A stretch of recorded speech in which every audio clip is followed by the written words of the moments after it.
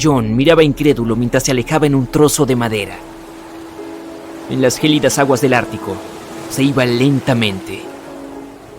Contempló el barco en el que había trabajado y vivido mientras elevaba su enorme proa hacia el cielo, y luego se partió por la mitad, provocando un sonido que solo un rayo podría reproducir. Consternado y aturdido, creía que él, y solo él, conocía la oscura verdad que se escondía tras la desaparición del insumergible barco, el Titanic. 5 días antes, mientras este zarpaba en su viaje inaugural, John trabajaba duro junto con sus compañeros en la carbonera, almacenando el carbón para alimentar el poderoso horno del Titanic. Habían abastecido y almacenado más de lo que John había visto en cualquier otro barco en el que hubiera trabajado.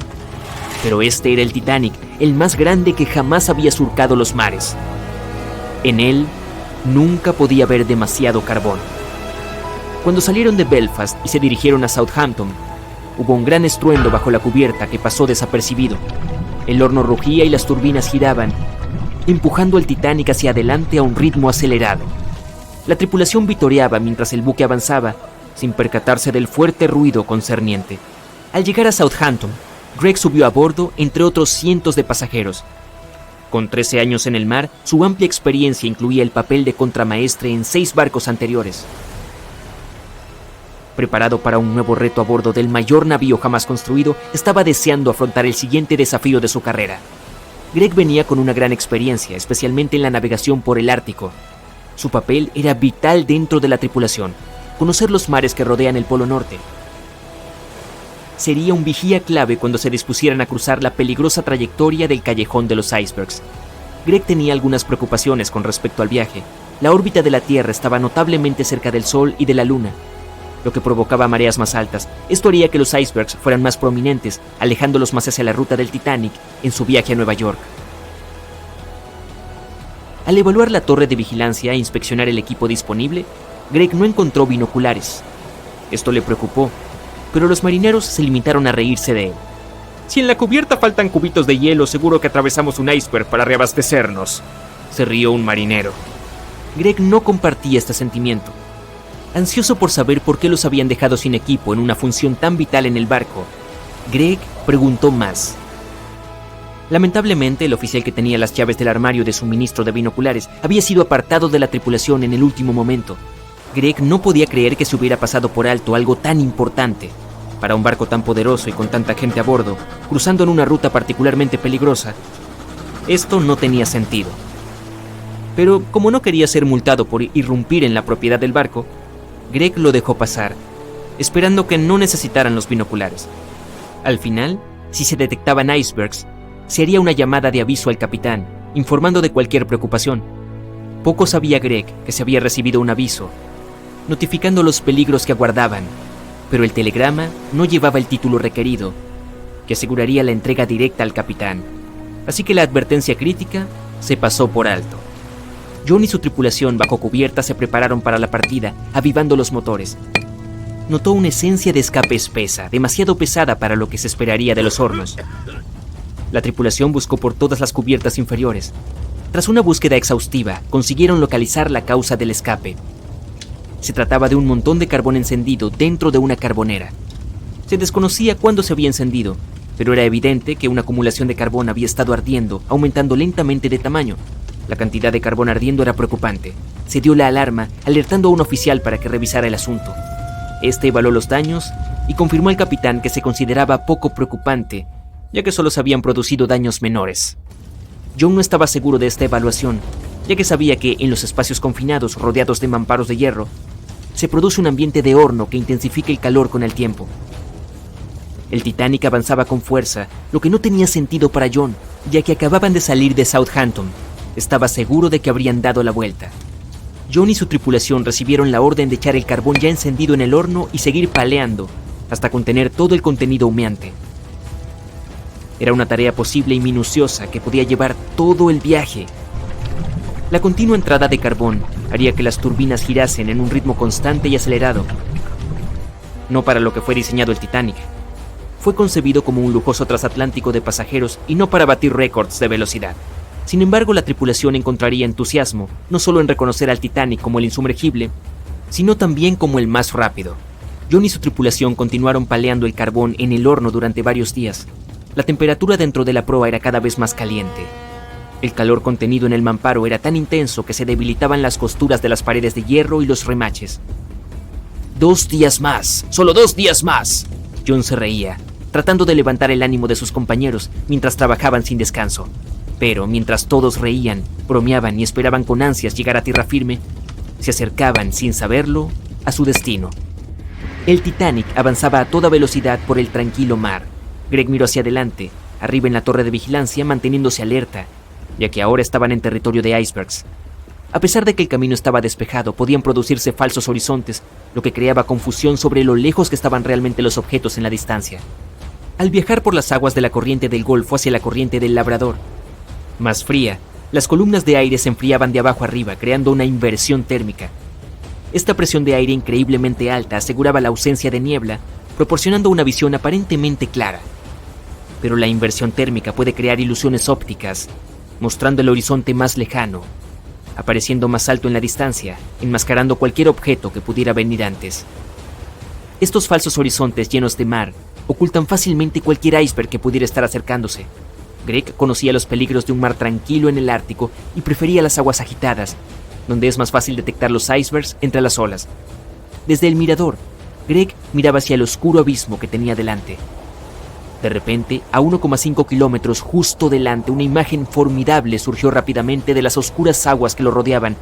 ¡Iceberg, justo al frente!, Greg gritó a su compañero, que rápidamente llamó al timón y les indicó que viraran con fuerza a estribor. El timonel recibió la llamada. En el calor del momento, giró el timón en sentido contrario a las agujas del reloj. Entonces se dio cuenta de que había girado el timón en el sentido equivocado y se puso rápidamente en la dirección contraria. El barco se dirigió hacia el iceberg, virando a babor y reduciendo la velocidad. Aunque hubo un retraso en el giro del timón, la corta distancia desde la señal y el ritmo rápido con el que navegaban puede que no hayan supuesto ninguna diferencia. A medida que se acercaban al iceberg, parecía que lo iban a perder, pero más del 87% de este estaba bajo el agua. Y cuando se acercaron al costado, el hielo oculto debajo golpeó la proa de babor, perforando el costado del casco con un desgarro de 1 metro cuadrado. El barco se agitó y todos a bordo se dieron cuenta de que algo estaba mal. Entre la confusión y el miedo, no se dieron cuenta de los daños. Mientras se orientaban, 6 de los 16 compartimientos se llenaban rápidamente de agua de mar. El casco solo podía soportar que se llenaran 4 compartimientos antes de hundirse. El tiempo corría mientras el Titanic descendía a las profundidades. El debilitado mamparo con pilares y remaches de acero calentados se rompió bajo la presión y el repentino cambio de temperatura del agua helada. Se dio la orden de abandonar el barco. Se prepararon los botes salvavidas para ser liberados mientras enviaban señales de ayuda a los barcos cercanos. El operador de radio estaba sentado, llamando constantemente a un barco cercano que había estado en contacto con el Titanic recientemente. Hubo una comunicación constante con este barco durante los últimos días, proporcionando avisos de icebergs desde que el Titanic partió de Southampton. El último mensaje de advertencia recibido fue hace apenas 1 hora. Al recibir el último aviso, el operador respondió ignorantemente: «Cállate», dando por sentado que sus avisos de icebergs no tenían sentido. Tras esta desafortunada respuesta, el barco apagó su radio y guardó silencio. El barco más cercano que respondía a sus señales de socorro se encontraba a 800 kilómetros de distancia, demasiado lejos para prestar ayuda a tiempo. Hubo innumerables errores que causaron el final acuático del Titanic, ya fuera por contribución directa o por pura ignorancia. El más trágico de ellos fue el número de personas a bordo del barco, 2.224. Solo había suficientes botes salvavidas para rescatar a 1.178, apenas la mitad de la gente. ¿Alguna vez te has preguntado cuánto queda del Titanic en estos días? Bueno, si no has estado viviendo debajo de una roca, probablemente sepas que han pasado más de 100 años desde que el barco más famoso del mundo naufragó. El RMS Titanic, el transatlántico más grande del mundo de principios del siglo XX, se hundió después de su viaje inaugural solo unos días después de zarpar del puerto. El barco chocó contra un iceberg el 14 de abril de 1912, llevándose a más de 1.500 pasajeros de los más de 2.200 que estaban a bordo del transatlántico. Por impactante que parezca, el Titanic tardó más de 3 años en construirse y solo 3 horas en hundirse. Hoy en día, la construcción del barco habría costado más de $210 millones. Fue visto por última vez en la superficie del Atlántico a las 2:20 de la madrugada, y durante muchas décadas nadie más lo volvió a ver. No fue hasta 1985 cuando el oceanógrafo Robert Ballard descubrió el paradero del barco, y algunas partes del Titanic volvieron a ser visibles. Uno de los primeros descubrimientos realizados por la expedición de Ballard fue que el barco se partió por la mitad antes de hundirse. Las primeras misiones exploratorias al fondo del océano, donde ahora se encuentra el Titanic, solo podían ver el casco y la cubierta del barco. Según Ballard, el objetivo principal de esta misión era comprender cómo evitar que las ruinas se deterioraran. Otro objetivo era recuperar la ingente cantidad de objetos personales esparcidos por el fondo marino. El explorador dijo más tarde que la vista allí abajo era tan impactante como conmovedora. En el campo de escombros que había alrededor del naufragio, el oceanógrafo descubrió muchos objetos pequeños y artículos personales, y llevó unos cuantos a la superficie. Había zapatos, algunos más elegantes que otros, piezas de ropa que pertenecieron a la tripulación, y también estaban las enormes hélices. Si en la superficie resplandecían y brillaban, en el fondo del océano estaban incrustados en la arena y cubiertos por ella. Ballard señaló que el área donde se esparcieron los utensilios de cocina medía más de 1,6 kilómetros de largo. Había suficientes platos, ollas y sartenes para llenar toda una cocina industrial. Por primera vez, la secuencia de animación en 3D revelan imágenes emocionantes. Las simulaciones muestran la evolución del Titanic desde que zarpó en 1912 hasta el estado actual de sus ruinas. Pero las simulaciones no fueron suficientes para el explorador de aguas profundas James Cameron, quien imaginó viajar al corazón del naufragio por primera vez en la historia del barco. Sí, el mismísimo James Cameron, que resulta ser el director de la famosa película sobre el transatlántico. Ya ha buceado 33 veces para visitar los restos del Titanic. Aquí tenemos algunas curiosidades divertidas para ti. El director dice que su verdadera pasión siempre ha sido el océano, y que desde niño quería estudiar el mar. Dirigir, digamos, resultó ser su trabajo diario, y cuando apareció la posibilidad de dirigir Titanic, dijo que sí, solo para poder ir a ver las ruinas del barco en la vida real. Ahora volvamos al naufragio. Según James Cameron, no fue suficiente que los investigadores accedieran solo al exterior del barco. Necesitaban entrar, analizar y fotografiar lo que quedaba de los pomposos interiores del otrora transatlántico más grande del mundo. Cameron pilotó un innovador vehículo robot equipado con cámaras. Ayudó a revelar espacios en el Titanic que nadie había visto antes desde que el barco tocó fondo. Los baños turcos, por ejemplo, aún tenían sus paredes de azulejos en pie, casi en su totalidad. Estos baños eran exclusivamente para los pasajeros de primera clase. Estaban situados juntos a la piscina y el comedor de tercera clase y fueron diseñados en el estilo morisco. Las personas que descansaban allí solían tener mantas y pedían a los meseros lo que necesitaran. Si las imágenes antes del desastre eran asombrosas, ahora tienen una arista diferente cuando todo lo que ves en ella está oculto debajo de la superficie del agua. Otro descubrimiento impactante fue el mástil del barco. Si miramos el Titanic, en su gloria previa al hundimiento, el mástil llamaba mucho la atención. Situado en la proa del enorme barco, el mástil mantenía unidos los cables de transmisión del sistema Marconi, un sistema de telegrafía inalámbrica. Allí también se encontraba la bandera mercante británica que ondeaba en el Titanic. El mástil estaba a una altura de un poco más de 30 metros y estaba equipado con un nido de cuervo. Hoy en día, el mástil está irreconocible. Invadido por la corrosión, se derrumbó. El nido del cuervo también se rompió.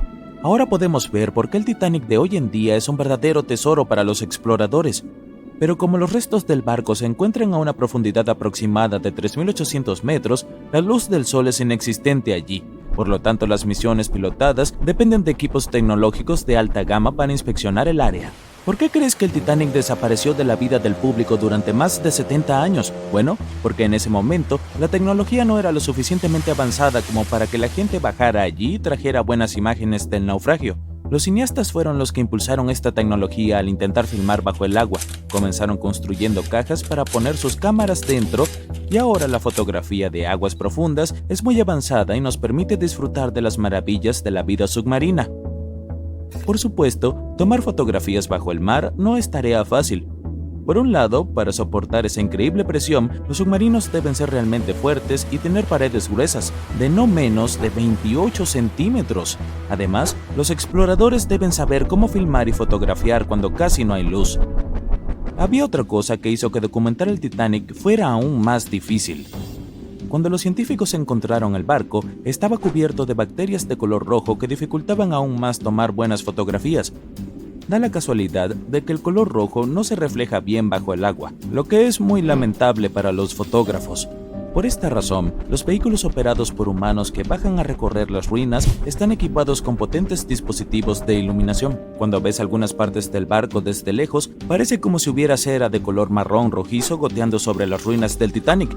Pero en realidad, estas estructuras con forma de carámbano son colonias de microorganismos. Cuando el barco se hundió, trajo consigo una enorme cantidad de bacterias que antes no existían en el fondo del océano. Pero ahora, estas bacterias, junto con las condiciones extremas del fondo del océano, se han convertido en una combinación desastrosa para las ruinas del barco. Estas colonias rojas de microorganismos en realidad se alimentan de hierro y acero, que es básicamente todo lo que queda del Titanic. Algunos de estos microorganismos son unas bacterias llamadas Holomonas titanicae. Pueden comer hasta 100 kilogramos de hierro por día. Esto hace que el Titanic sea una fuente de alimento colosal para ellas. Ha habido muchas especulaciones sobre la esperanza de vida de los restos del barco, después de que los investigadores descubrieron este extraño óxido. Pero, según Cameron y su equipo de investigación, el Titanic no se va a desintegrar pronto. En una de las últimas expediciones a la zona del naufragio, se financió un vehículo pilotado para identificar específicamente un camarote. Perteneció a un pasajero muy importante, Sir Benjamin Guggenheim. Sí, como el museo. Guggenheim era hijo de un magnate de la minería y miembro del grupo de élite que abordó el viaje transatlántico del Titanic. Nacido en Filadelfia, Guggenheim viajaba de regreso a Estados Unidos, pero como todos sabemos, nunca llegó a su destino. Con un precio que oscilaba entre 400 y 800 libras en 1912, que es el equivalente a 84,000 libras hoy en día, se podía reservar un alojamiento que se llamaba camarote. Los camarotes del Titanic eran el tipo más lujoso de habitaciones de primera clase. Estaban ubicados en las cubiertas B o C y estaban decorados en más de 11 estilos diferentes, como jacobeo, georgiano, renacimiento italiano y la lista continúa. Estas habitaciones estaban llenas de paneles tallados y marcos hechos de maderas exóticas, como caoba, roble, etc. Guggenheim ocupó una de estas lujosas habitaciones y 100 años después, uno de sus descendientes financió toda una misión solo para localizar el camarote exacto en el que se había alojado el hombre. Esta expedición se convirtió en un documental para National Geographic y lograron identificar qué camarote era el de Guggenheim, así que felicitaciones para ellos. Es el 10 de abril de 1912, un soleado día de primavera. Eres uno de los pasajeros de primera clase a bordo del Titanic. Justo cuando el barco está a punto de partir de Southampton, imagina la emoción de todos, el aire fresco de primavera, los sonidos del mar. Estás paseando por la cubierta más alta del Titanic cuando ves varios botes salvavidas. Cuando empiezas a contarlos, recuerdas la capacidad del barco. Es de poco más de 3,000 personas. Espera, ¿hay suficientes botes salvavidas para todos a bordo? Veamos los números. El Titanic podría llevar un total de 64 botes salvavidas, un número que fácilmente podría haber ayudado a salvar a todos los pasajeros a bordo. El diseñador en jefe, Alexander Carlisle, planeó equipar el barco con 48 botes salvavidas, pero el Titanic terminó con solo 20. El hecho de que este número de botes salvavidas no fuera suficiente para todos los pasajeros no era ilegal en ese momento. Esto se debió a que la cantidad de botes salvavidas requeridos se calculó en función del tonelaje de un barco, no de su capacidad de pasajeros. Hablando del Titanic, esta cantidad de barcos se eligió por razones estéticas, para que las cubiertas lucieran menos atestadas para los pasajeros de élite y clase alta. Después de que se tomó la decisión final sobre los botes salvavidas, Carlisle renunció a su trabajo. Los paseos de los pasajeros por las cubiertas del Titanic eran agradables a la vista, pero ¿valían la pena? En 2012, un siglo después del naufragio, se descubrieron nuevos documentos relacionados con la escandalosa falta de botes salvavidas. Parece que un inspector de seguridad llamado Maurice Clark propuso agregar al menos 10 botes salvavidas 5 horas antes de que el barco zarpara. Pero como los dueños del barco querían salir a tiempo, su petición fue pasada por alto. También se advirtió que, a menos que mantuviera este secreto, sería despedido. En retrospectiva, si los propietarios hubieran seguido su consejo, unas 700 personas más podrían haber sobrevivido esa noche. Los 20 botes salvavidas que realmente llegaron a bordo podrían haber transportado hasta un tercio de los pasajeros, incluso a su máxima capacidad. Pero trágicamente, algunos de ellos se lanzaron al agua con solo 12 personas, cuando podrían haber salvado fácilmente hasta 65 cada uno. Para empeorar el desastre, los miembros de la tripulación del Titanic no estaban debidamente capacitados en el uso del equipo de lanzamiento de botes salvavidas. Es por eso que los botes fueron lanzados lentamente, de manera incorrecta y a veces sin la supervisión adecuada. De los 20 botes, solo 18 se pusieron a flote correctamente. Además, los pasajeros no fueron informados sobre las medidas de seguridad. Un simulacro de botes salvavidas debería haber tenido lugar el 14 de abril, pero el capitán finalmente canceló el evento. Uno de los tantos mitos que rodean al Titanic y su catastrófico final también está relacionado con la falta del número necesario de botes salvavidas. No había ninguna ley marítima en ese momento que dijera que las mujeres y los niños deberían subirse primero. Pero era una costumbre universalmente aceptada en situaciones como un naufragio. Poco después de que el Titanic se hundiera en las heladas aguas del Atlántico, comenzaron a correr rumores. Se decía que algunos hombres desesperados habían recurrido a disfrazarse de mujer en esos momentos finales antes de la medianoche del 14 de abril de 1912. Querían conseguir un lugar en los botes salvavidas. Al mismo tiempo, hay poca o ninguna evidencia de que alguno de los pasajeros masculinos del Titanic haya hecho esto. En cualquier caso, ¿qué pasó con esos 20 botes salvavidas que estaban a bordo del Titanic después de que el barco chocara contra el iceberg? Lo que sí sabemos es que todas estas embarcaciones fueron desplegadas entre las 00:40 y las 2:15 horas, con un total de 718 personas a bordo. Cuando fueron rescatados por el RMS Carpathia alrededor de las 4 a.m. del mismo día, solo quedaban con vida 705 personas. La tripulación del RMS Carpathia tardó más de 4 horas y 30 minutos en recoger a todos los pasajeros y 13 de los botes salvavidas. Esto fue todo lo que se le permitió llevar al barco de rescate. El resto de los botes, ahora vacíos, quedaron a la deriva en el mar. Los que sí fueron rescatados, luego fueron devueltos a White Star Line, la compañía naviera británica que operaba el Titanic. Curiosamente, después de ser devueltos, parecen haber desaparecido de los registros oficiales. La última imagen jamás tomada de los 13 botes salvavidas supervivientes fue cuando los descargaban en el puerto de Nueva York. Triste e irónicamente, allí es donde se suponía que el Titanic estaría el 18 de abril de 1912. A los botes salvavidas se les retiraron sus placas de identificación del Titanic o de cualquier otra marca que pudiera haberlos vinculado al barco. Algunas fuentes afirman que los botes finalmente fueron destruidos. Pero, ¿esto realmente era la verdad? El destino de un bote salvavidas en particular ha sido fuente de mucho debate. El bote plegable A, el último en abandonar el barco, fue recuperado por el RMS Oceanic, un mes después del accidente. En ese momento estaba a unos sorprendentes 322 kilómetros del lugar donde se había hundido el Titanic. Además, en el barco había un anillo de matrimonio grabado con las palabras Edward to Gerda. Un triste mensaje para una pareja que se perdió en el mar después de lograr escapar del Titanic que se hundía. Posteriormente identificados como Edward y Gerda Lindell, la pareja viajaba de Suecia a los Estados Unidos para mudarse. Algunas historias afirman que el señor Lindell, de hecho, llegó al bote plegable A, pero su esposa no tuvo tanta suerte. Ninguno fue visto nunca más, y el anillo de bodas finalmente fue enviado al padre de Gerda. La recuperación del bote plegable A se registró tanto en fotografías tomadas por la tripulación a bordo del RMS Oceanic, como en un relato detallado escrito a mano por un compañero de viaje. Afirmaron que el bote salvavidas se parecía más a un trozo de madera arrastrado por las olas que a un bote.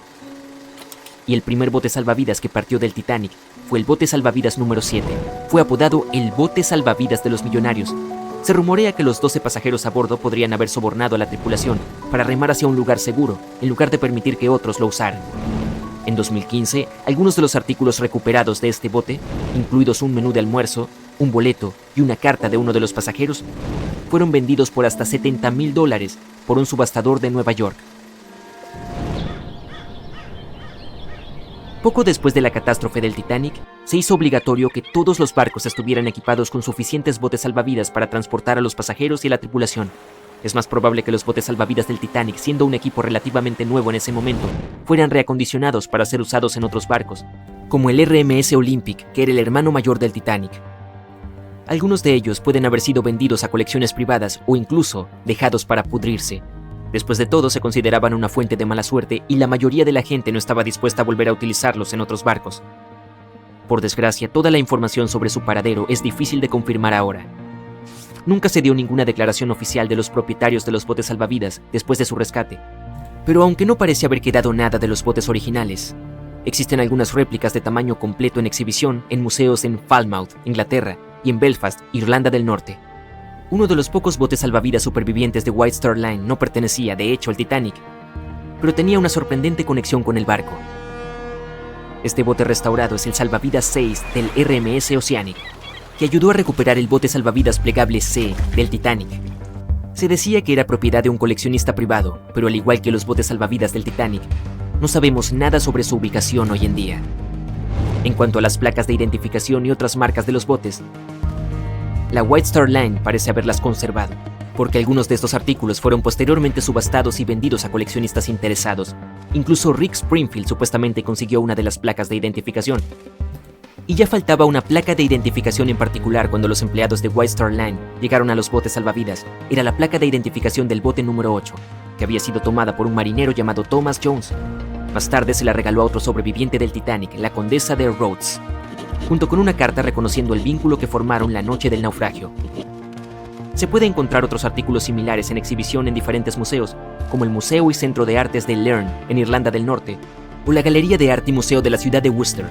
Para ser honestos, algunos expertos afirman que incluso si hubiera habido más botes salvavidas a bordo del Titanic, simplemente no habría habido suficiente tiempo para desplegarlos a todos. Así de severo fue el impacto. Muchos investigadores dicen que todo sucedió tan rápido después de que el barco chocó contra el iceberg, que es sorprendente que tantos pasajeros lograran sobrevivir.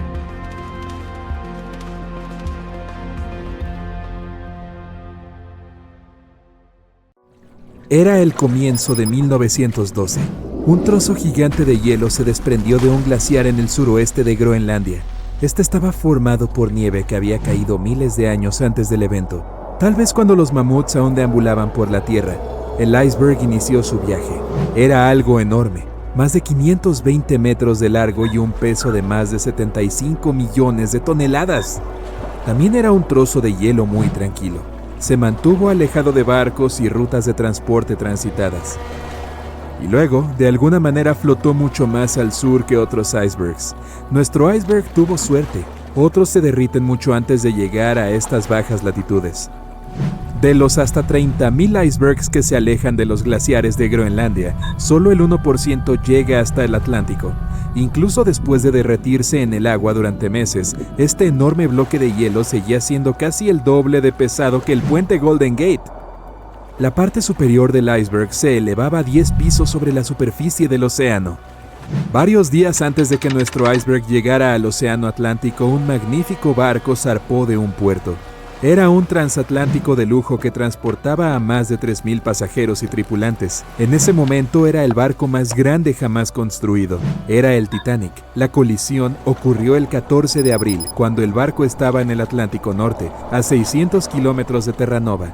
Incapaz de desviar su curso, el barco sufrió la rotura de al menos 5 de sus compartimientos de casco. Comenzaron a llenarse de agua a una velocidad alarmante. Los compartimentos del Titanic no estaban tapados en la parte superior. Es por eso por lo que el agua se filtró y comenzó a inundar a cada uno de ellos. La parte delantera del barco comenzó a hundirse, lo que provocó que la parte trasera se elevara verticalmente en el aire. Y luego, con un rugido ensordecedor, el revestimiento se partió por la mitad. El resto es historia. Pero, ¿qué pasó con el iceberg después de eso? El 15 de abril, el transatlántico alemán SS Prince Adalbert navegaba por el Atlántico Norte. Viajaba a unos pocos kilómetros del lugar donde el Titanic se había hundido varias horas antes. El mayordomo en jefe del barco alemán, que aún no se había enterado del desastre, vio un iceberg. Lo que llamó su atención fue una gran franja de pintura roja que recorría la base del iceberg.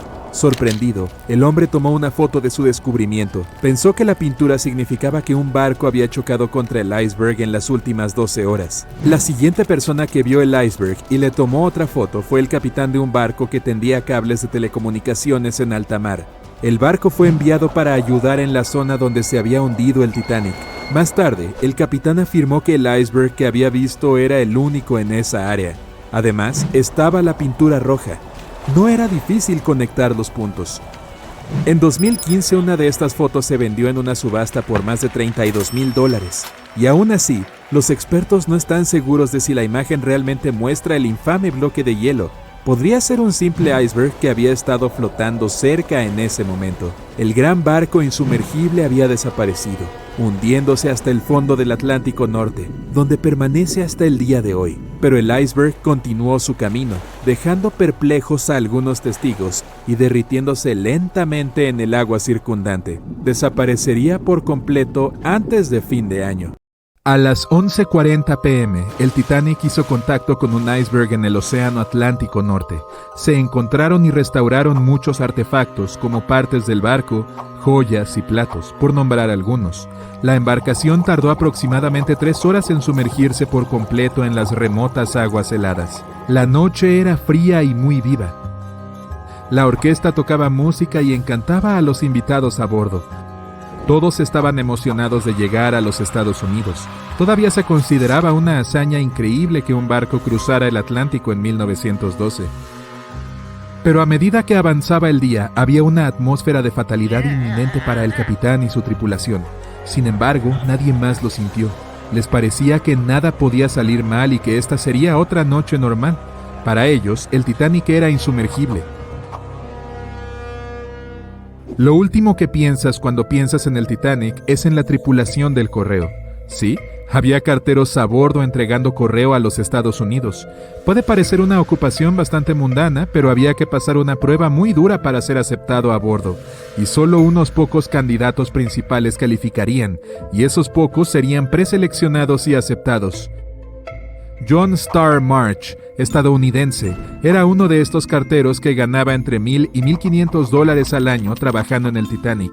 En 1912, esto se consideraba mucho dinero. No formaban oficialmente parte de la tripulación del barco, ya que la tripulación del correo estaba ubicada cerca de los cuartos de tercera clase, pero dada su influencia y resistencia, finalmente fueron trasladados y se les dio un comedor privado.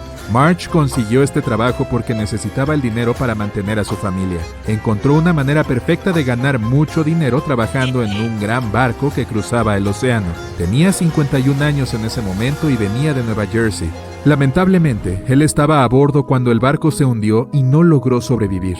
Pero recuperaron un reloj de bolsillo que nos da una pequeña idea de lo que sucedió esa fatídica noche. Es una caja de oro grabada con filigrana y tiene una leyenda que dice que fue hecha por Elgin National Watch Company. A primera vista pensarías que esta sería una antigüedad bastante genial sobre la chimenea, pero hay algunos detalles inusuales al respecto. Hay señales obvias de que el agua se filtró debajo del vidrio y los brazos negros del reloj indican que la hora es exactamente la 1:27. Nos deja preguntándonos por qué el reloj se detuvo a esta hora precisa. ¿Qué estaba haciendo su dueño? Los empleados del correo estaban operando una instalación de clasificación de correo eficiente y en pleno funcionamiento a bordo del Titanic. Esto no era algo que vendría a menudo en un crucero, ya que los transatlánticos típicos usan bolsas de correo cerradas para transportar el correo de un puerto a otro.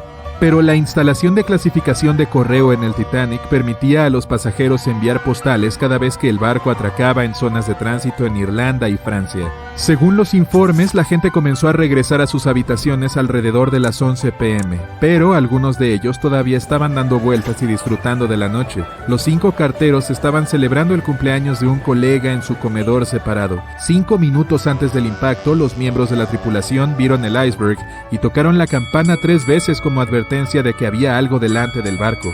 Dieron órdenes para que el Titanic se moviera hacia la izquierda, o como dicen en el negocio, girar a estribor, para hacer que los motores retrocedieran, pero no fue suficiente para evitar el gran impacto.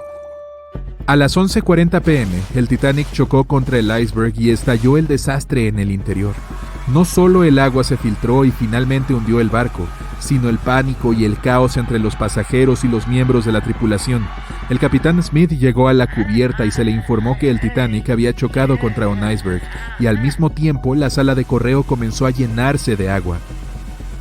Sabemos que el barco de 268 metros se sumergió por completo alrededor de las 2:20 a.m., con 706 sobrevivientes. El tiempo entre el impacto y el hundimiento fue realmente accidentado. A medianoche comenzaron a preparar los botes salvavidas para la evacuación de los pasajeros. Se dieron órdenes para que mujeres y niños abordaran los botes con algunos tripulantes para guiarlos y operarlos.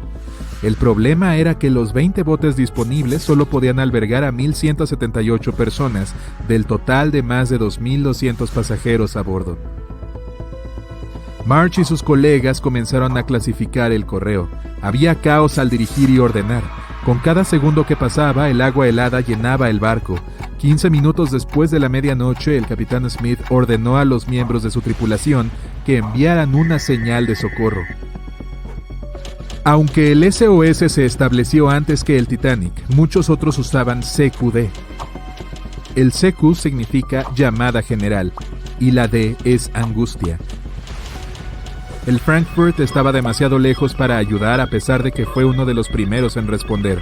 Incluso el barco gemelo del Titanic, el Olympic, respondió, pero también estaba demasiado lejos. A las 0:20 horas, el Carpathia recibió el mensaje urgente y se desvió de su rumbo original para ayudarlos. A pesar de que estaban a 107 kilómetros de distancia, aunque esta fue una noticia aliviadora, el agua seguía filtrándose a un ritmo alarmante. No fue fácil mantener a todos tranquilos sabiendo que el barco podría estar bajo el agua en cuestión de horas. En este punto, muchos pasajeros ya estaban a bordo de los botes salvavidas, esperando para descender al agua. Los músicos a bordo comenzaron a tocar música para los que aún esperaban. Al principio estaban tocando en el salón de primera clase, y luego se trasladaron a la cubierta. Hay un debate sobre cuánto tiempo tocaron y qué canción era. Ninguno de los músicos logró salir. Los 5 carteros a bordo también cumplieron con sus deberes mientras el barco se hundía. Según un oficial del barco, la sala de correo ya estaba cubierta de agua hasta los tobillos y los carteros estaban ocupados tratando de salvar la mayor cantidad de correo posible. March fue uno de ellos. Había bolsas de correo flotando por todo el lugar.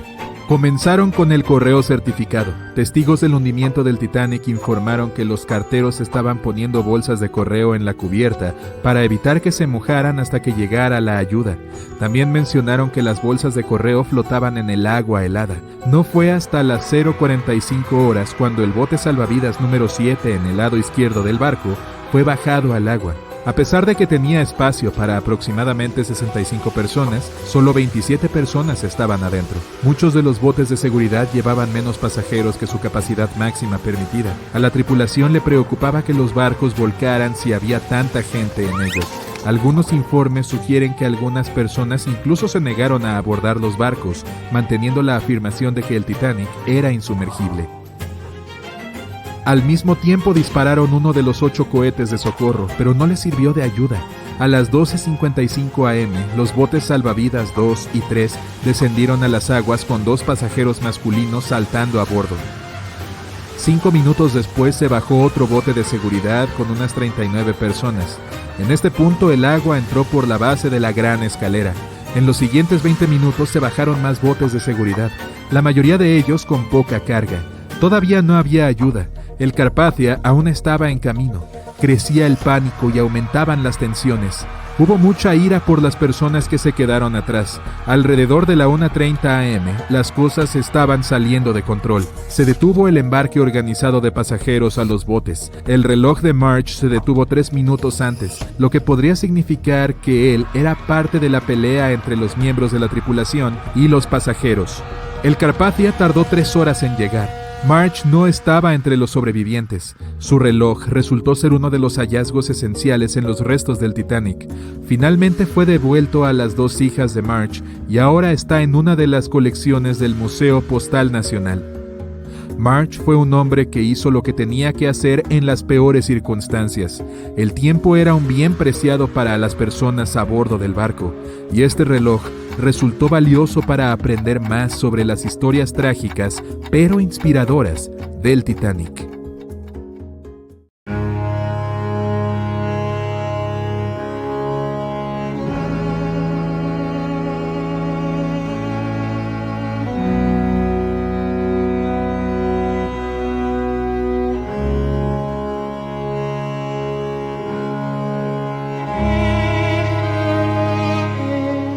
Hemos vivido juntos durante muchos años. Donde tú vayas, yo voy.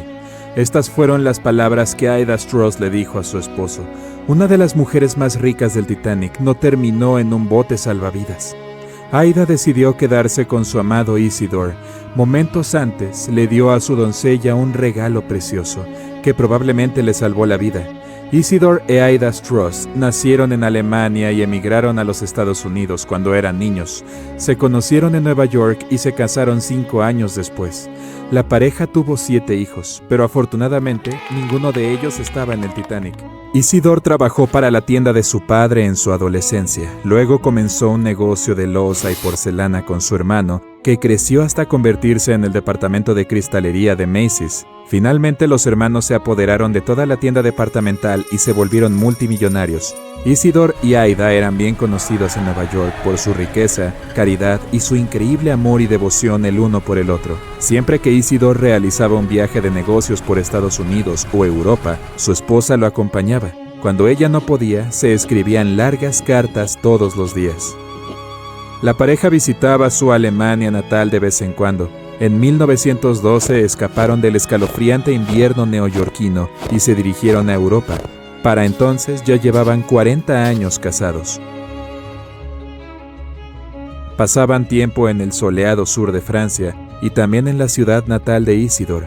A principios de abril llegó el momento de que regresaran a Nueva York. Normalmente viajaban en uno de esos enormes transatlánticos alemanes que existían en ese entonces. Esta vez, sin embargo, todo el mundo hablaba del nuevo transatlántico de lujo, el RMS Titanic. No pudieron resistir e inmediatamente compraron unos boletos de primera clase. El 10 de abril abordaron el barco más nuevo de la White Star Line. Esto iba a ser genial. Aida e Isidor obtuvieron una de las 39 suites privadas en la parte superior del barco. Los boletos costaron alrededor de $100,000 en dinero de hoy. Algunas de las personas más ricas del mundo se alojaban junto a ellos. Los Strauss pasaban sus tardes cenando frente a una orquesta en vivo, en un salón lleno de muebles elegantes y costosos paneles de madera.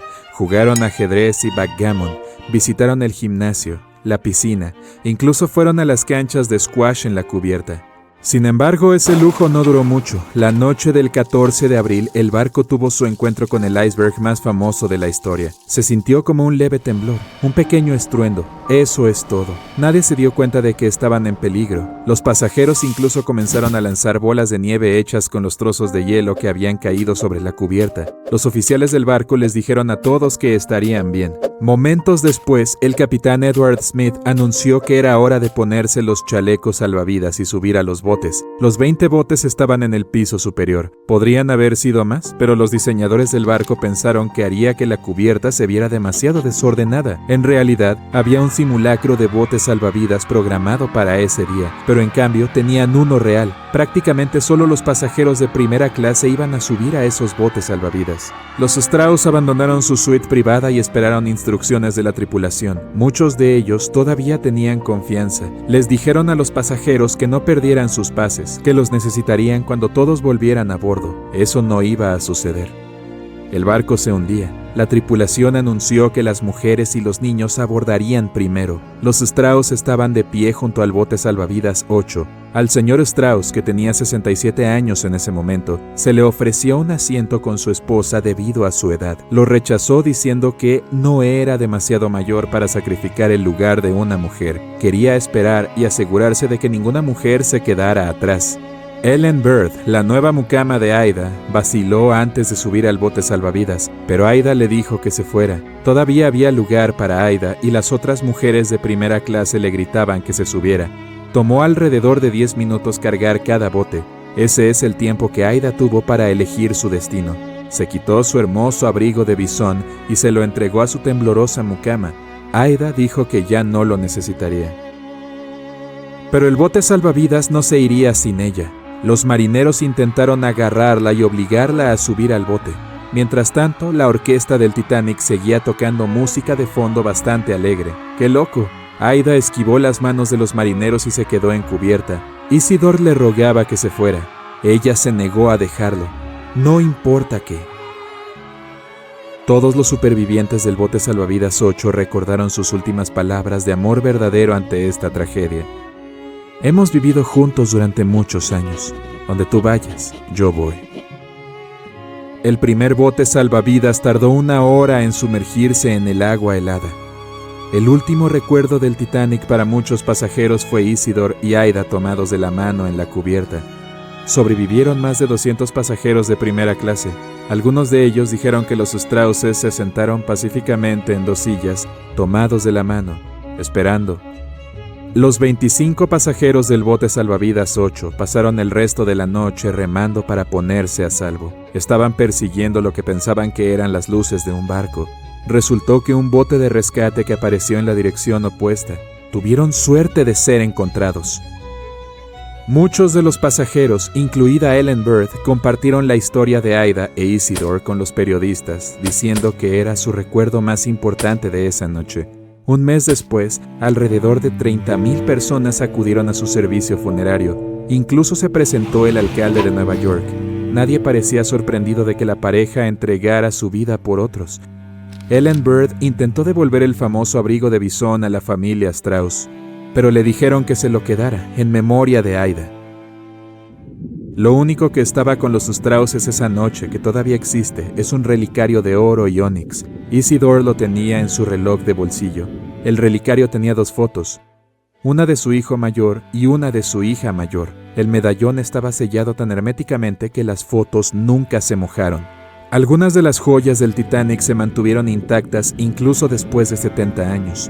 Una expedición de 1985 encontró collares, anillos, broches, todo tipo de cosas. Un reloj de bolsillo oxidado que encontraron se había detenido a la 1:45 am. Eso fue aproximadamente cuando el barco se hundió. Un coleccionista de libros en el Titanic se aseguró de que su madre y su criada subieran a un bote salvavidas. No tuvo tanta suerte. En su equipaje había un libro raro de 400 años. Widener regresaba a Nueva York después de un exitoso viaje de búsqueda de libros. Ese libro quedó tirado en el fondo del océano en alguna parte, junto con los 7 millones de piezas de correo que transportaba el Titanic. Un pasajero de primera clase escribió una carta a su madre el día antes del hundimiento del Titanic. Fue la única carta escrita a bordo que sobrevivió al helado Atlántico. Se encontró doblado en un cuaderno, dentro de un bolsillo. Otro pasajero de primera clase era un químico nacido en Alemania. Viajaba a Nueva York para abrir su propia tienda de perfumes. Todo lo que quedó de él fue una bolsa llena de muestras de perfume. Mientras el Titanic se hundía, el violinista Wallace Hartley y su orquesta siguieron tocando hasta el final. Cuando Hartley se dio cuenta de que no iba a lograrlo, decidió guardar lo más preciado que tenía: su violín. Lo metió en una bolsa de cuero para que flotara. 10 días después encontraron el violín dañado por el agua. Su prometida se lo quedó y años después se vendió en una subasta por $1,7 millones. Sigue siendo uno de los artefactos más importantes del Titanic. Los 5 pianos de cola a bordo no tuvieron tanta suerte. Todavía están ahí abajo en alguna parte. Sin embargo, los buzos lograron recuperar una partitura. Era una canción de una obra de Broadway. Todavía era legible, incluso después de más de 70 años bajo el agua. El único automóvil del Titanic probablemente valdría millones en la actualidad. Un coupé Renault CB perteneció a un pasajero de primera clase, William Carter. Obviamente no sobrevivió. Carter y su familia sobrevivieron esa noche horrible e incluso presentaron un reclamo de seguro de $5,000 por el automóvil. Quiero decir, estaba nuevo y todo. Un rayo de luz eléctrica atraviesa la oscuridad sobre las tranquilas aguas del océano Atlántico. El Titanic se abre paso lentamente entre las olas, con sus pasajeros dormidos, cuando de repente una monstruosa forma blanca es detectada por el haz de luz. El fatídico iceberg está a punto de desgarrar el costado del legendario barco. 14 de abril de 1912, solo 2 días antes. Alguien tomará una foto de un iceberg gigante con una forma elíptica bastante inusual. Lo más probable es que este iceberg se haya formado a partir de nieve caída hace 100,000 años. Los investigadores recurrieron a modelos informáticos para averiguar su origen. Usaron datos de 1912 y añadieron nueva información sobre los vientos y las corrientes oceánicas. Llegaron a la conclusión de que probablemente el iceberg formaba parte de un pequeño grupo de glaciares del suroeste de Groenlandia. Hoy en día es posible calcular las rutas de esos icebergs en cualquier año del pasado. El infame trozo de hielo se dirigía desde Groenlandia a una zona al sur de Cornualles. Si el barco hubiera pasado por esa región solo 2 días después, el iceberg ya se habría alejado del punto donde se encontraron. Al principio, el peso del iceberg más conocido del mundo era de 75 millones de toneladas. Con el tiempo comenzó a derretirse lentamente y, cuando hundió el Titanic, solo pesaba 1,5 millones. En el momento de la colisión, probablemente llevaba meses derritiéndose, pero seguía siendo un verdadero monstruo. Al momento del hundimiento del transatlántico, el iceberg tenía una longitud de 120 metros y más de 30 metros de su superficie estaban por encima del agua. Algunos creen que una superluna provocó esta tragedia. Esa noche tuvo lugar un evento lunar inusual. No había ocurrido en 1400 años. En condiciones normales, el iceberg no habría viajado tan al sur sin derretirse y perder la mayor parte de su masa, pero la superluna podría haber sido la causa de una marea inusualmente alta que lo alejó del glaciar mucho más rápido de lo normal. Existe un tipo específico de bacteria que consume lentamente los restos del Titanic: la corrosión salina, las corrientes oceánicas, las temperaturas bajo cero y este microorganismo devorador de óxido podrían terminar consumiendo todos los restos. La actriz estadounidense Dorothy Gibson viajaba a bordo del Titanic, sobrevivió y cuando llegó a Nueva York comenzó a rodar una película llamada Salvada del Titanic, casi inmediatamente. Se estrenó apenas un mes después del hundimiento del Titanic. Incluso usó los mismos zapatos y la misma ropa que llevaba puestos durante el desastre real. La película fue un gran éxito en aquel entonces, pero la única copia conocida se destruyó en un incendio. 14 años antes del hundimiento del Titanic, se publicó una novela corta llamada Futilidad. Lo curioso es que parece haber predicho todo el acontecimiento.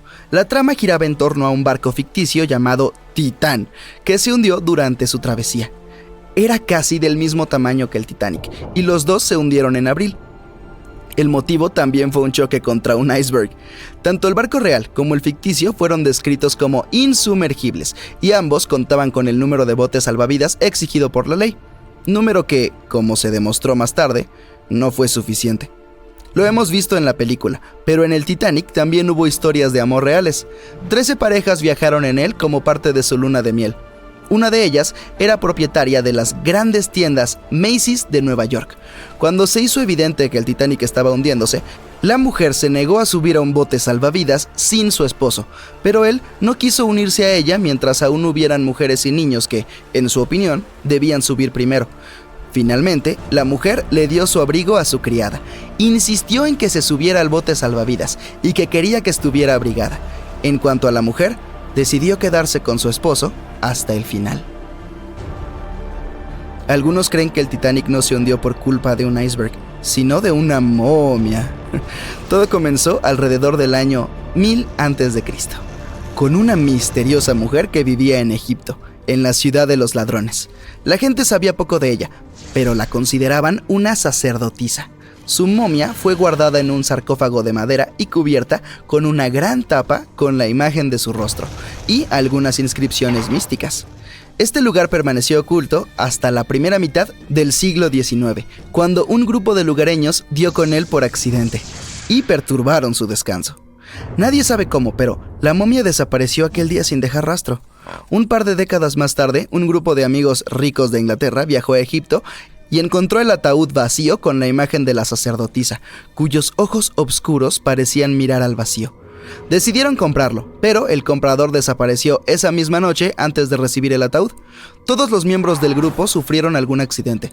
El ataúd cambió de ubicación un par de veces hasta que, según creen algunos, terminó en el Titanic. Tuvieron que pasar más de 70 años para que un submarino robot encontrara las ruinas de este legendario barco. El naufragio se encuentra a casi 4000 metros bajo la superficie del Océano Atlántico, dividido en dos mitades. ¿Por qué se partió?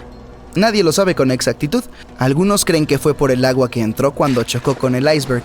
La presión fue tan fuerte que separó dos partes del Titanic, comenzando por la estructura inferior. Otros dicen que se debió a los remaches del casco, que tenían una alta concentración de escoria o residuos de fundición, lo que puede hacer que el metal se parta.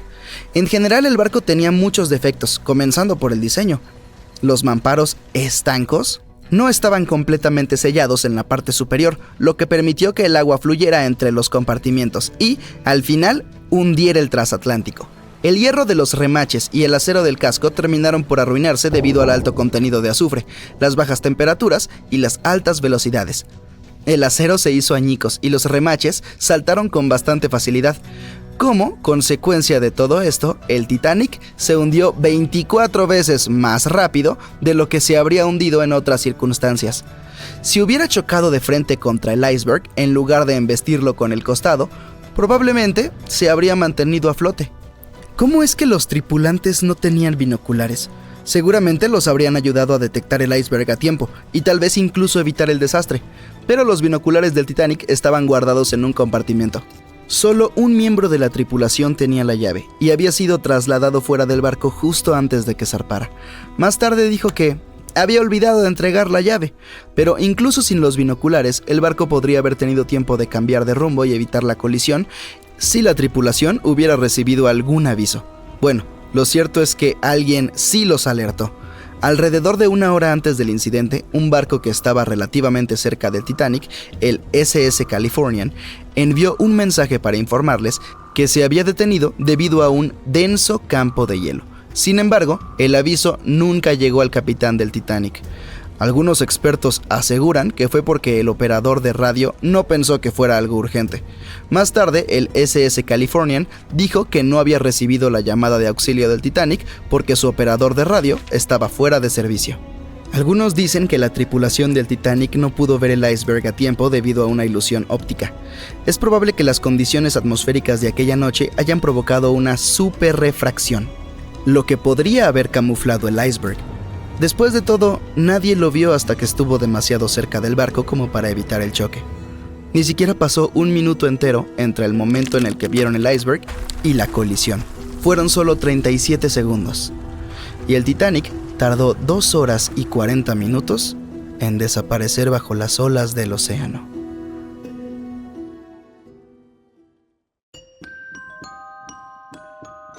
Corría el año 1854 y el SS Arctic, el transatlántico de pasajeros más rápido de su época, partía para cruzar el Atlántico. Mientras navegaba a través de la bruma, desapareció lentamente hacia lo desconocido. Collins Line era una compañía naviera estadounidense que se fundó en 1818 y comenzó a comerciar en el transporte transatlántico en 1835. Sus barcos de vapor cruzaban el Atlántico desde Liverpool hasta Nueva York en solo 10 días. No parece muy rápido hoy, lo sé, pero en aquel entonces el mismo trayecto les tomaba a otros barcos varias semanas. Ligeros en el agua con sus cascos de madera, propulsados por una potente máquina de vapor, esos barcos eran la opción favorita de muchas personas de alto perfil. ¿Qué podría salir mal con una nave tan avanzada?, pensaban. Esto me recuerda a otro barco que todos creían que era insumergible. Pero bueno, volvamos a la línea Collins. Llegó a ser un verdadero líder en las rutas transatlánticas con solo otro competidor, Cunard's Line. Era una compañía británica que también aspiraba a ser la fuerza principal a través del paso del Ártico. En 1835, la compañía recibió un nuevo barco que viajó a Liverpool y regresó a Nueva York con el mayor cargamento jamás visto hasta ese momento. A partir de entonces, la línea Collins fue creciendo cada vez más. Parecía que solo le esperaban grandes éxitos. Desafortunadamente, sus lujosos barcos se volvieron muy costosos por la cantidad de carbón que usaban. La enorme fuerza de los motores, sumada a los débiles cascos de madera, hacía que requirieran muchas reparaciones después de cada viaje. Entonces, cada traslado terminaba siendo muy costoso, pero como los barcos eran seguros y tenían una gran reputación, la gente estaba dispuesta a pagar el precio y la empresa no entró en crisis. Habían logrado algo que nadie había conseguido antes. Como dije, sus barcos cruzaban el Atlántico en 10 días, y Edward Collins, el dueño, estaba muy decidido a mantener el ritmo. Sus 5 barcos superaban a la flota de Cunard, de solo 3. Este gran adelanto le brindó más atención. Aunque los barcos de Cunard eran más lentos con sus cascos de hierro, todavía daban ganancias, sin importar cuán lento navegaran. Entre los barcos de Collins, el Arctic, el tercero en ser lanzado, era el más grande, con 86 metros de largo y 2 motores de vapor de palanca lateral, cada uno con 1000 caballos de fuerza. Las ruedas de paletas hacían 16 revoluciones por minuto cuando estaban a toda velocidad. En el momento de su lanzamiento, la prensa lo llamó el buque más estupendo jamás construido en los Estados Unidos, pero el glamour y la fama no pudieron evitar lo que vendría después. El 27 de septiembre, el Arctic estaba en su viaje de Liverpool a Nueva York, atravesando la espesa niebla a gran velocidad. Es posible que en ese momento, después de 4 años de viajes récord, la tripulación se sintiera demasiado confiada en las capacidades del barco. A solo 80 kilómetros de Terranova, andaban sin cuidado a través de la niebla sin contacto por radio, sonar o cualquier otra forma de identificación de objetos, equipados solo con el código Morse. Un barco más pequeño, el SS Vesta, que operaba como nave de pesca, a menudo trabajaba en Terranova. Estaba pasando por el mismo camino que el Arctic y se estrelló contra su costado. Conmocionado por la colisión, el capitán del Arctic le ofreció ayuda al Vesta, mucho más pequeño. Pero pronto quedó claro que el daño que parecía menor en el Arctic era en realidad grave. Debajo de la línea de flotación, el agua estaba entrando por un agujero. El costo de un casco de madera mucho más rápido ahora parecía demasiado. Entonces navegaron hacia tierra tratando de tapar los agujeros. Sin embargo, el agua seguía entrando, llenaba el casco cada vez más y empujaba el barco hacia abajo.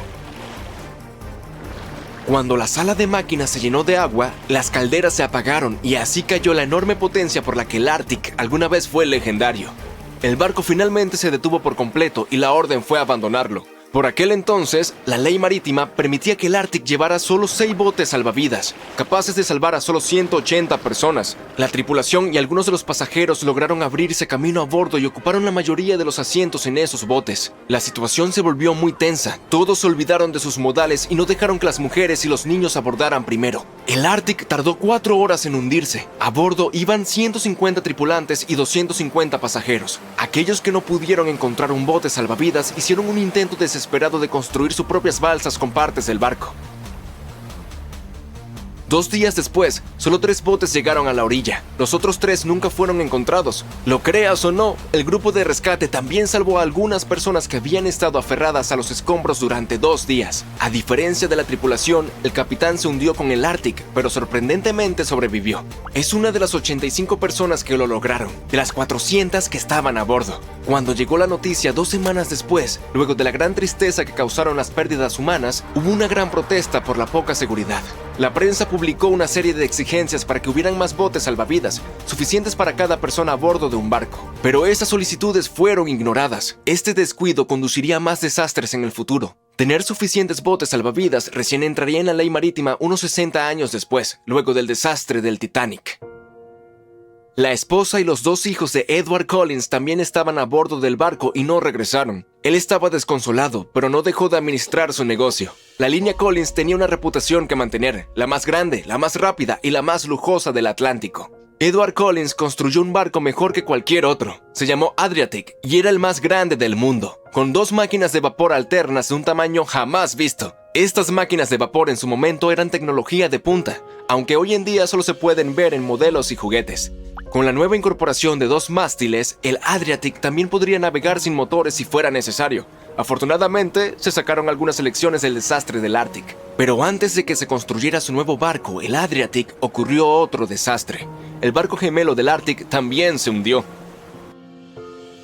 Se piensa que este segundo barco estaba corriendo una carrera con Cunard y chocó contra un iceberg en algún lugar durante el recorrido. Esta extraña competencia se cobró la vida de 141 personas. La desesperación de Collins, sumada a sus cascos débiles, llevaron a la compañía a la bancarrota en 1858. El Adriatic recién construido, que había costado más de $1 millón, solo había hecho un viaje. E incluso ese viaje fue considerado un desastre. El barco chocó con un remolcador. De todas maneras, logró terminar su viaje inaugural en un tiempo adecuado. Después de que la empresa quebró, tuvieron que vender el barco por solo $50,000.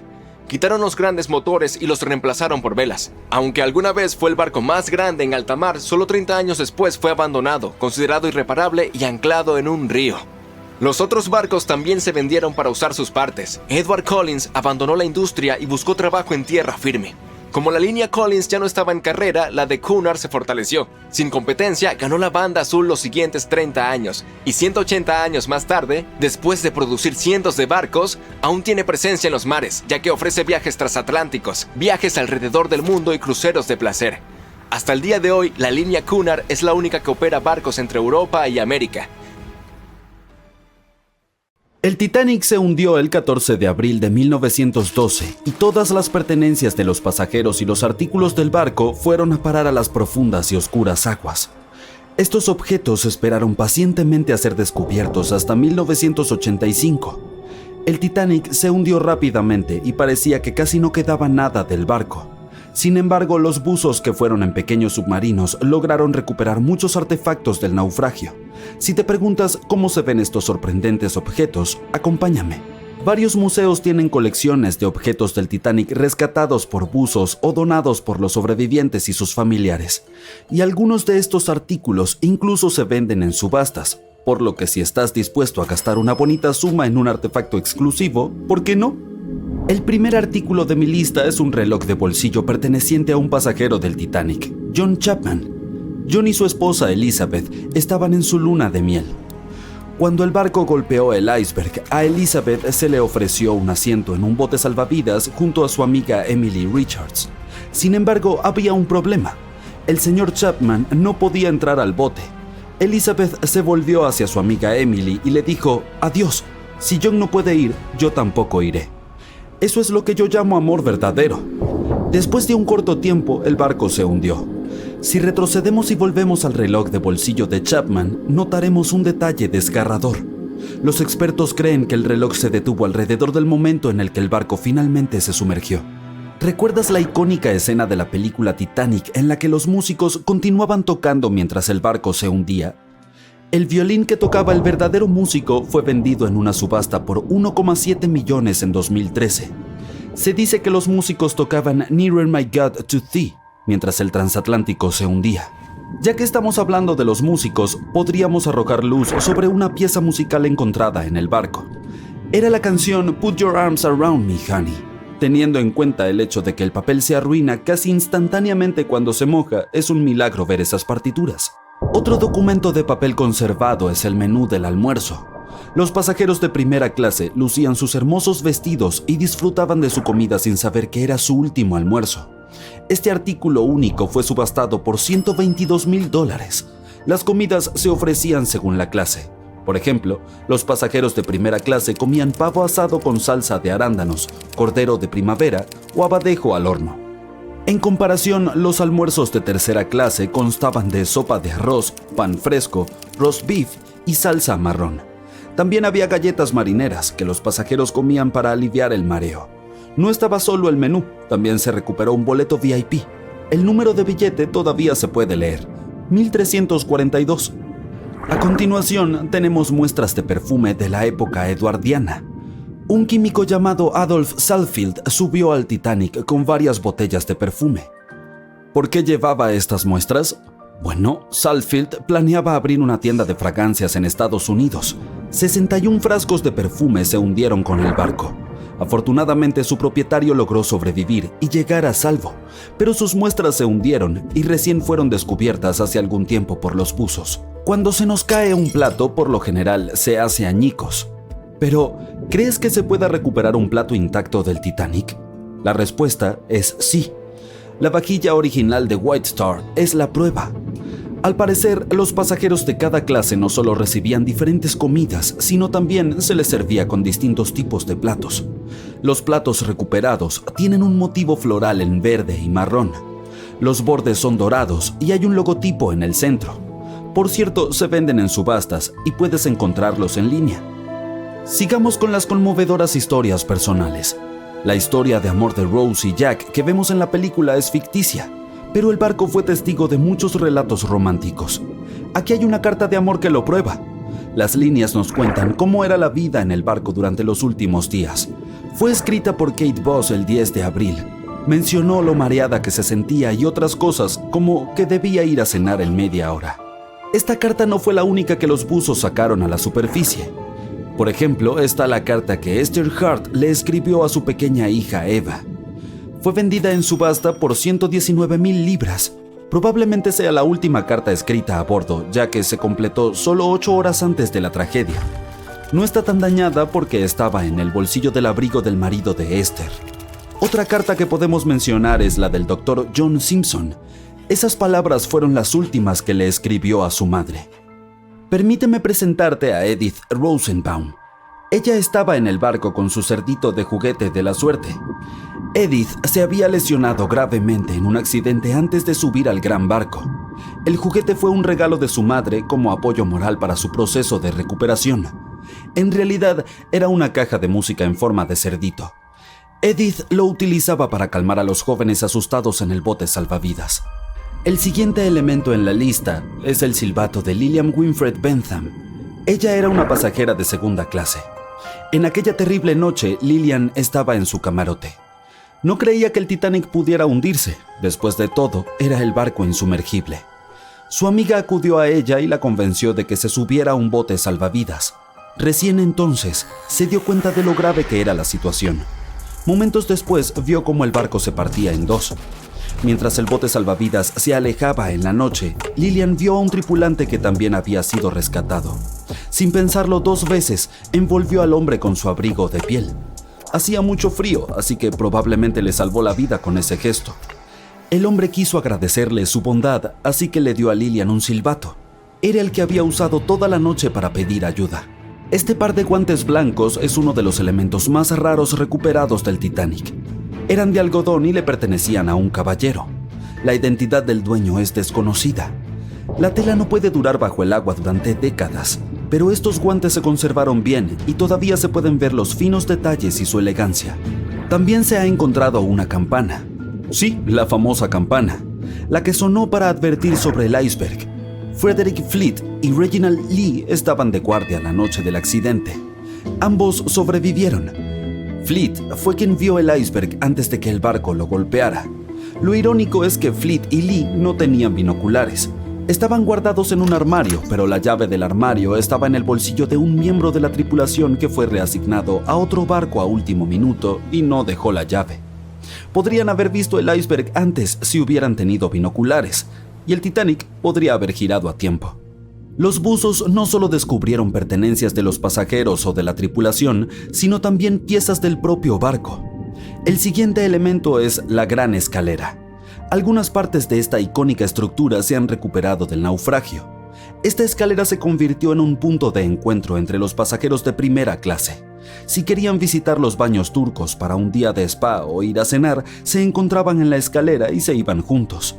Esta escalera era un símbolo de lo lujosas que eran algunas partes del Titanic.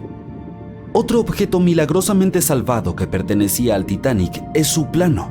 Fue uno de los elementos más caros vendidos en la subasta. El plano tiene alrededor de 10 metros de ancho. ¿Qué más? También se descubrió el logómetro. Es un aparato utilizado para verificar la velocidad de navegación del barco y la distancia que recorre.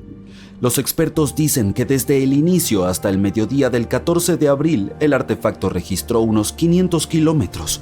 Y hay más. También se encontró un gran trozo de casco que pesa 15 toneladas.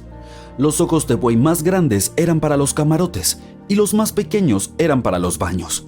Esta pieza fue encontrada en 1994, pero fue en 1998 cuando se extrajo con éxito. Después de todos estos años bajo el agua, estaba llena de vida marina. Aún así, sorprendentemente, los ojos de buey todavía tenían vidrio. Supongamos que eres un buzo y solo puedes sacar uno de estos objetos. ¿Cuál elegirías? El 16 de septiembre de 2023, sin previo aviso, la Tierra comenzó a zumbar. Una vibración baja y extraña reverberó a través de la corteza terrestre. Esto activó alarmas sísmicas en todo el mundo. Durante 9 días consecutivos, el planeta pulsó con este ritmo aterrador, y los científicos no tenían idea de lo que estaba ocurriendo. Mientras tanto, un desastre total estaba sucediendo en Groenlandia. No fue un terremoto, de eso estaban seguros. Podían distinguirlo por el ritmo. Como todos vivimos sobre grandes placas tectónicas, estas se mueven constantemente y se deslizan sobre el magma como los icebergs en el agua. A veces, al moverse, pueden rozarse, chocar o romperse. En cualquier caso, todo esto provoca una increíble liberación de energía que envía ondas de choque a través del suelo. Es entonces cuando sentimos el suelo temblar literalmente, y es lo que llamamos un terremoto. Estas vibraciones que sentimos se llaman ondas sísmicas. Los sismómetros las detectan como ping o retumbos. En un terremoto típico, generan una variedad de frecuencias diferentes. Es una mezcla caótica y loca de frecuencias bajas y altas, como si se golpearan todas las teclas de un piano. Lo extraño del evento en Groenlandia fue que las señales no eran para nada así. Era una vibración constante de una sola frecuencia, como si alguna máquina antigua estuviera agitándose bajo la tierra. Como si una tecla de piano fuera presionada una y otra vez, creando un sonido repetitivo y ominoso. Resulta que lo que estaban escuchando no era el ruido de las placas tectónicas en movimiento desordenado. Era un fenómeno que los sismólogos nunca habían visto. Los días pasaban y el misterioso ruido seguía constante. Las vibraciones se repetían cada 90 segundos y resonaban alrededor del mundo. La búsqueda de respuestas se volvía cada vez más desesperada. Los sismólogos no tenían idea de con qué estaban lidiando. Tuvieron que reunir a un gran equipo internacional de 68 personas de 15 países. Todos estos científicos recopilaron datos sísmicos, imágenes satelitales y realizaron matemáticas avanzadas durante varios días. Hasta que finalmente se dieron cuenta de quién era el culpable: el agua. Todo ocurrió en una región remota y desolada del este de Groenlandia. Este lugar está lleno de fiordos, estrechas entradas del mar entre altos acantilados, como valles profundos llenos de agua rodeados de imponentes lados rocosos. En esta área, rodeada de picos escarpados y aguas heladas, el aire estaba quieto. El paisaje parecía congelado en el tiempo. Nada aquí había cambiado mucho durante años, hasta que un día... un deslizamiento de tierra colosal ocurrió en el fiordo de Dixon. Uno de esos escarpados lados de la montaña, que se eleva sobre el fiordo a casi 1220 metros de altura, colapsó en un deslizamiento masivo. Imagina un enorme trozo de esta montaña desmoronándose y cayendo estrepitosamente en el fiordo abajo. Esto envió una avalancha de roca y hielo hacia el agua. El impacto fue simplemente apocalíptico. 25 millones de metros cúbicos de escombros.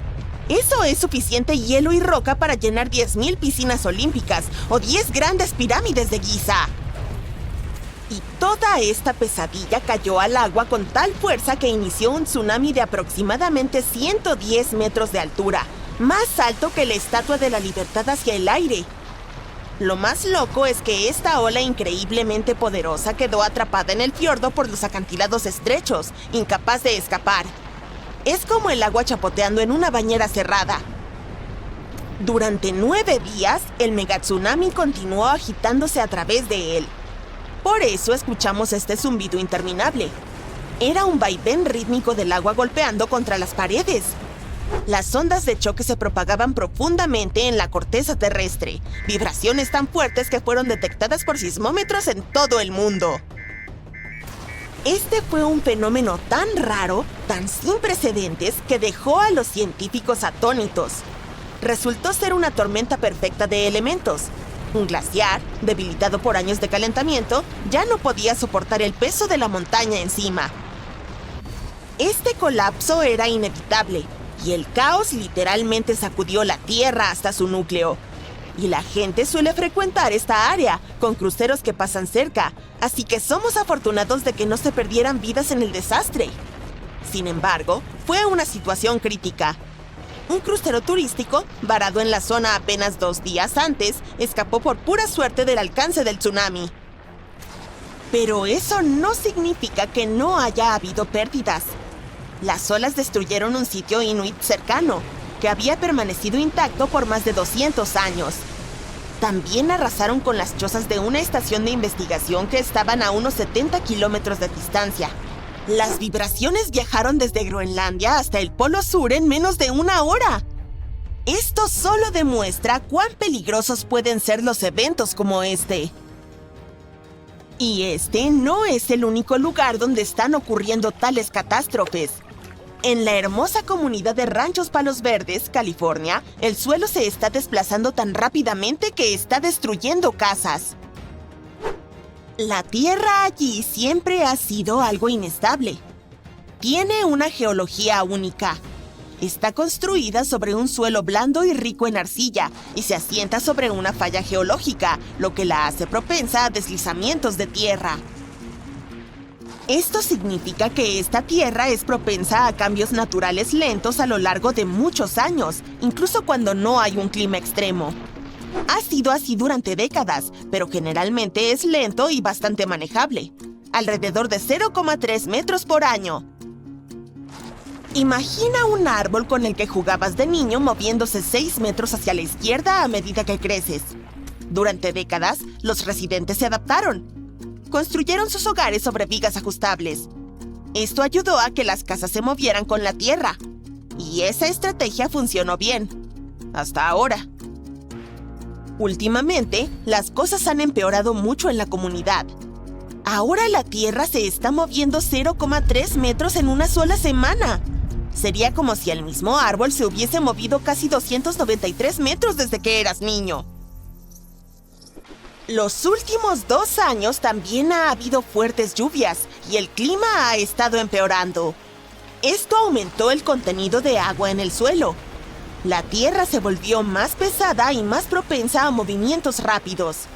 Ahora, este lugar que una vez fue un idílico escape junto al mar, se ha convertido en una zona de desastre. Han aparecido grietas en armarios, jardines y caminos que se han vuelto más grandes con cada día que pasa. Las calles, que antes eran lisas, ahora están curvadas y torcidas, lo que ha convertido las carreteras en un loco parque temático. Las casas que solían mantenerse firmes están siendo arrancadas de sus cimientos, algunas de ellas partidas por la mitad. Una de las casas tenía la puerta principal a casi 2,5 metros sobre el suelo. Barrios enteros han quedado sumidos en el caos. Las empresas de servicios públicos tuvieron que cortar el gas y la electricidad indefinidamente para prevenir posibles desastres. El área más afectada es el barrio costero de Portuguese Bend, donde los residentes están viviendo al límite, literalmente. Siempre tuvo increíbles vistas al océano y frescas brisas marinas, con caballos y pavos reales todavía recorriendo las calles arboladas. Pero ahora es como si hubiera ocurrido un terremoto, solo que esta vez la tierra no se detiene. Para muchos, este lugar se siente como el paraíso, si tan solo la tierra dejara de moverse bajo sus pies. Sin embargo, los lugareños no se rinden. Algunos han tenido que irse, pero muchos están decididos a quedarse y luchar, a pesar de la destrucción. Aún así, tienen que invertir cientos de miles de dólares para salvar sus propiedades. La gente ha instalado generadores para mantener las luces encendidas y ha montado sistemas de alcantarillado y bombas para drenar el agua subterránea que causa los deslizamientos de tierra. Algunos dicen que la única forma de que estos vecindarios sobrevivan podría ser desconectarse por completo de la red eléctrica, instalar paredes de energía para almacenar energía y cosas por el estilo. La gente está haciendo todo lo posible para operar el sistema de alcantarillado con generadores. Esperan poder eliminar esta agua en el suelo que está causando estos deslizamientos de tierra infernales en primer lugar. Están decididos a luchar, pero necesitarán ayuda y apoyo del gobierno para enfrentar este desastre. Los deslizamientos de tierra son más comunes en Estados Unidos de lo que muchos podrían pensar. Y nuevos mapas y datos muestran que muchas personas en el país podrían estar en peligro. Científicos lograron crear el primer mapa muy detallado e interesante que muestra dónde podrían ocurrir estos deslizamientos, condado por condado. Está basado en mucha información y en la historia de 1 millón de deslizamientos anteriores. Se dice que casi el 44% de los Estados Unidos está en riesgo de experimentar actividad de deslizamientos de tierra, lo que podría provocar catástrofes increíbles en ciertas áreas. Afortunadamente, ahora tanto los residentes como los ingenieros pueden tener esto en cuenta. Pero todo esto muestra lo vulnerables que somos a los desastres naturales y la importancia de mantenernos siempre alerta.